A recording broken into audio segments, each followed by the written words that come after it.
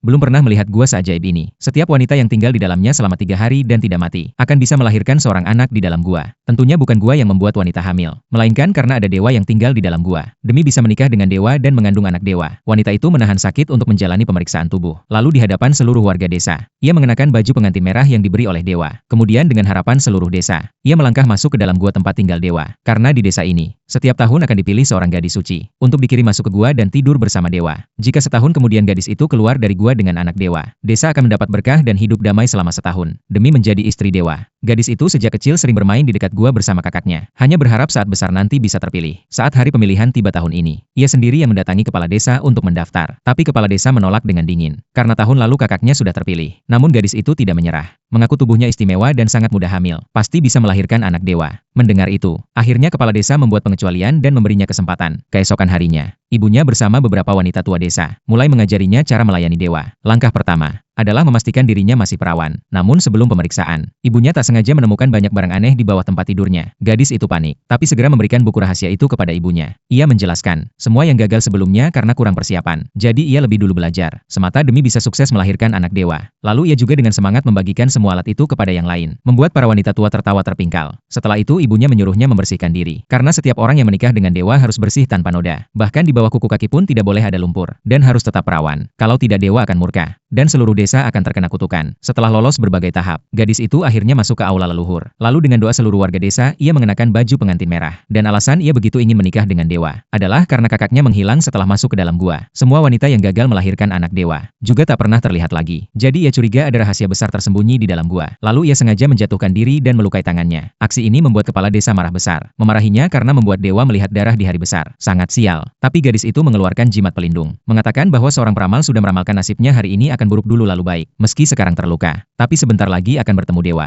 dan berhasil hamil. Mendengar ucapan gadis itu, semua orang merasa masuk akal. Kepala desa juga tidak mempermasalahkan lagi. Lalu ia mengeluarkan kain merah, mengatakan bahwa mata istri dewa tidak boleh terkena dunia kotor, harus menutup mata saat masuk ke hutan, dan baru boleh membuka kain merah setelah masuk gua. Maka gadis itu menggunakan darah di tangannya untuk membuat tanda di sepanjang jalan masuk gua, agar teman-teman di luar desa bisa menemukan lokasi gua dengan cepat. Sebelum darah mengering, ia akhirnya sampai di mulut gua. Sebelum masuk gua, kepala desa membisikkan sesuatu di telinga gadis itu, memintanya melayani dewa dengan sungguh-sungguh. Jalan selanjutnya harus ditempuh sendiri, karena hanya istri dewa yang bisa melangkah masuk ke dalam gua. Mendengar itu gadis itu melangkah pelan-pelan masuk ke dalam gua, tanpa menyadari. Para tetua desa di belakangnya tersenyum aneh.